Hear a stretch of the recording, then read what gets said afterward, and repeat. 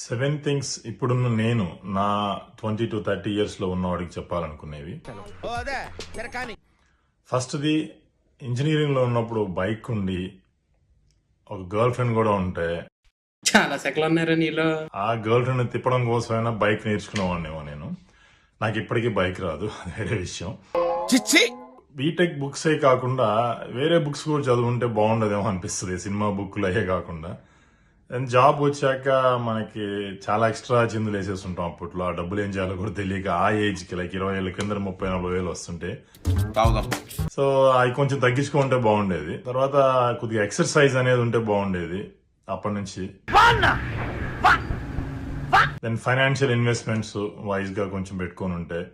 And 27-28 years కి marriage చేసుకోవడం అనేది చాలా important. Then having a better wife, అంటే ఇంకొక వేరే వైఫ్ ని చూసుకుంటే బాగుండదేమో అని నాకు డౌట్ అనిపిస్తుంది కొంచెం. మనలో మన మాట ఇది. ఓ సారీ అండి, మా వైఫ్ ఇంట్లోనే ఉంది సార్, ఇది కొట్టేసండి. హ్యావింగ్ ఏ ప్యాషన్, ఒక ప్యాషన్ ఉండి ఆ ప్యాషన్ కోసం ట్రై చేస్తూ ఉండే irrespective of whatever the job you do, అది 7th పాయింట్. Thank you.